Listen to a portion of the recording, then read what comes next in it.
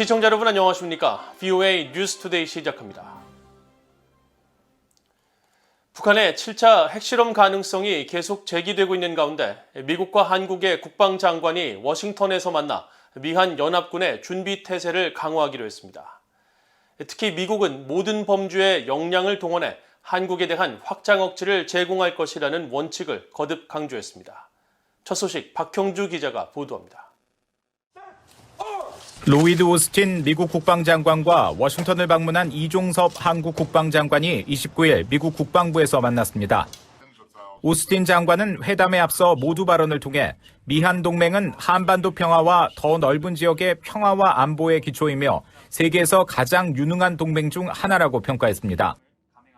북한에 대해서는 역대 가장 활발한 미사일 시험을 감행하고 있다고 지적하고 이에 대한 미국의 확장 억제 공약을 재확인했습니다. As the recent joint statement from both of our presidents noted.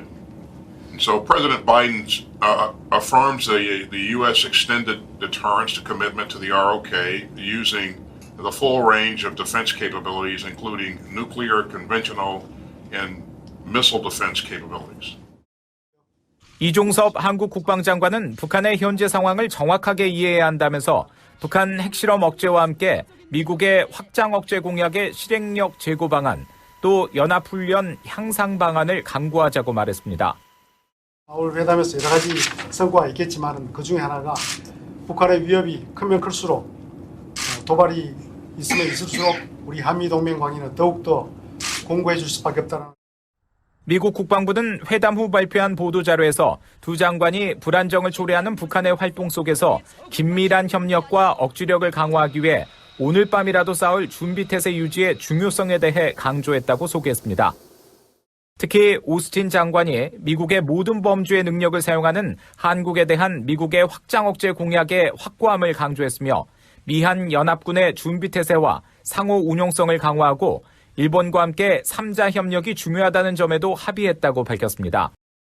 또 공동 가치를 유지하며 규칙에 기반한 국제 질서를 강화하는 영내 협력을 강화할 필요가 있다는 데도 뜻을 같이했다고 미국 국방부는 설명했습니다. 이종석 국방부 장관은 회담 이후 한국 언론과의 간담회에서 양측이 가까운 시일 내 고위급 확장 억제 전략 협의체 EDSCG를 개최하기로 했다고 합의했습니다. 앞서 이날 백악관 국가안보회의 NSC의 존 커비 전략소통조정관은 언론 브리핑에서 미한 연합군의 준비태세를 강조하며 한반도 상황에 따라 훈련을 조정하고 있다고 밝혔습니다. We do believe that military readiness on the peninsula is critical. We're always looking to tailor the training and exercise regime to the conditions there on the peninsula, making sure that we're fully ready, and we are. 커비 조정관은 그러면서 군사 준비태세를 확보할 수 있는 많은 방법들이 있다면서 실제 훈련과 도상훈련, 가상훈련 혹은 혼합된 방식이 있다고 설명했습니다. VOA 뉴스 박형주입니다. 유럽연합 EU는 김정은 국무위원장이 전승절 기념행사 연설에서 미국과 한국을 향해 군사적 위협을 한 데 대해 북한은 불안정을 초래하는 행동을 중단하라고 촉구했습니다. 유럽연합 대변인은 29일 VOA에 보낸 논평에서 북한은 대화에 열려있는 미국과 한국에 건설적으로 응할 것을 촉구한다며 이같이 밝히고 같은 맥락에서 북한은 대량 살상 무기와 탄도미사일 또 모든 관련 프로그램을 완전하고 검증 가능하며 돌이킬 수 없는 방식으로 폐기하는 구체적 행동을 취할 것을 촉구한다고 밝혔습니다. 스웨덴 외무부도 29일 VOA에 우리는 북한이 국제적 약속을 이행하고 유엔 안보리 결의에 따라 핵과 미사일 프로그램을 완전하고 검증 가능하며 돌이킬 수 없는 방식으로 축소할 것을 촉구한다고 밝혔습니다. 앞서 파르한 하크 유엔 대변인도 28일 정례 브리핑에서 관련 질문을 받고 우리는 그런 치명적인 무기의 사용을 포함한 모든 수사에 반대한다며 한반도의 평화적 비핵화에 관한 협상 재개를 계속 촉구한다고 밝혔습니다. 북한은 군사적 목적으로 핵무기 제조를 위한 플루토늄 확보를 위해 영변 핵시설 내 원자로를 가동하고 있으며 핵 폐기물 관리 역량 부족으로 중대한 핵 유출 사고 가능성을 우려해야 한다고 미국의 핵 전문가가 지적했습니다. 데이비드 올브라이트 과학국제안보연구소 소장은 29일 VOA에 민간 영역에서는 플루토늄을 사용하지 않는다면서 북한은 군사적 목적으로 핵무기의 핵심 성분인 플루토늄 공급을 늘리기 위해 원자로를 가동하고 있다고 설명했습니다. 또 핵폐기물 처리와 관련해 최근 북한 영변 핵시설 내 방사능 폐기물 저장 시설인 500호 건물 주변 공사 움직임은 고준위 핵폐기물이 새고 있기 때문에 이를 정화하기 위한 것일 가능성이 강하게 의심된다며 북한은 고준위 핵폐기물을 다루는데 능숙하지 못하기 때문에 중대한 핵사고나 유출이 일어날 가능성을 우려해야 한다고 말했습니다. 앞서 미국의 북한 전문 매체 38로스는 28일 보고서에서 북한이 영변 핵시설 내 5메가와트 원자로를 지난해 7월 이후 계속 가동 중이며 플루토늄 생산을 지속하는 징후가 포착됐다고 밝히고 핵무기 제조를 위한 핵 재처리 과정에 대비하는 것일 수 있다고 분석했습니다. 미국 국방부는 한국 문재인 정부 시절 밝힌 산불 정책을 고수할 것을 중국 정부가 요구한 것과 관련해 사드는 적으로부터 한국을 지킬 수 있는 방어 체계이고 한국 주권 수호에 따른 것이라고 강조했습니다. 주한 미군 사령부도 사드는 한국을 보호하고 방어할 수 있는 방어 체계라고 강조했습니다. 박동정 기자가 전해드립니다. 미국 국방부의 마틴 메이너스 대변인은 28일 최근 중국 정부의 사드 산불 정책 공개 요구와 관련한 VOA의 논평 요청에 분명한 입장을 밝혔습니다. 사드는 적들을 저지하고 외부의 위협으로부터 한국의 주권을 수호하기 위해 한국 정부의 요청에 따라 한반도에 배치된 안전하고 신뢰할 수 있는 방어 체계이며 향후 사드 배치에 대한 결정은 미국과 한국 양국 간의 합의된 결정이 될 것이라고 강조했습니다. 미국 국무부도 관련 사안에 대한 VOA 질문에 우리는 중국과 한국 사이의 구체적인 의사소통에 대해선 언급하지 않을 것이라면서도 한미 양국은 사드를 순전히 방어적 차원에서 배치하고 북한의 대량 살상 무기와 탄도미사일 위협으로부터 동맹군을 보호하기로 했다고 강조했습니다. 앞서 자오리젠 중국 외교부 대변인은 정례 브리핑에서 한국의 윤석열 정부가 2017년 당시 문재인 정부가 밝힌 사드 산불 정책 입장을 유지해야 한다고 주장했습니다. 한국의 전임 문재인 정부가 2017년 당시 사드를 추가 배치하지 않고 미국 미사일 방어와 미한일 군사동맹에 불참한다는 이른바 산불 정책을 표명했던 것을 고수해야 한다는 것입니다. 한국 외교부 당국자는 중국 정부의 사드 산불 정책을 유지 요구 발언과 관련해 한국 정부는 고도화되고 있는 북한 핵미사일 위협 속에 우리 국민의 생명과 안전을 지키는 것은 안보 주권과 결부된 핵심 사안이라는 확고한 입장에 기초해 관련 정책을 수립하고 대외적으로 소통해 나갈 것이라고 말했습니다. 이런 가운데 한미동맹재단 주최 컨퍼런스에 참석한 폴 라케머라 주한미군 사령관은 미한 동맹의 중요성을 강조했습니다. 라케머라 사령관은 기초연설을 통해 한국 전쟁은 아직 끝나지 않았으며 한반도 충돌은 세계적인 도전이 될 것이라고 지적하고 미한 동맹은 한반도를 넘어 글로벌 포괄적 전략 동맹으로 도약할 수 있는 계기가 될 것이며 양국 동맹을 양자 중심에서 다면적 방향으로 바꿀 수 있다고 밝혔습니다.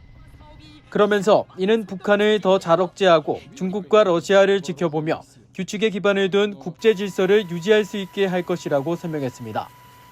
이어 한국 전쟁이 끝나지 않았다는 점을 잊지 말아야 한다면서 특히 한국이 전 세계 12경제 대국인 만큼 한국에서의 전쟁은 많은 나라에 무역과 경제 손실을 입힐 것이며 물적, 인적 손실이 매우 파괴적일 것이라고 지적했습니다. 또 북한의 위협적인 역량은 과거보다 더 강력하고 정교해졌다면서 국제적 위기에 한 나라 혼자 대응할 수 없다고 강조했습니다. 라케머라 사령관은 이어 싸워야만 한다면 우리는 싸우고 이길 준비가 돼 있어야 하고 이는 모든 분야에서의 도전적이고 현실적인 훈련에서 시작되고 끝난다고 강조했습니다. VOA 뉴스 박동정입니다. 유엔 인권기구와 국제인권단체들이 30일 세계 인신매매 반대의 날을 맞아 북한 주민들의 이동의 자유 권리 보호와 북한 정권의 강제노동 착취, 탈북민 강제 묵송 중단을 촉구했습니다. 유엔 인권 최고대표 사무소는 29일 VOA의 관련 논평 요청에 북한을 떠나는 사람 중 상당수가 제3국에서 인신매매 조직을 통한 강제 결혼과 성매매 등 학대와 착취에 취약하다고 지적하고 북한 정부는 주민들이 조국을 떠날 자유를 존중하고 북한을 떠났거나 떠나려 하는 사람들을 처벌하지 않는 등 주민들의 인권을 보장하는 기본 의무를 준수해야 한다고 강조했습니다.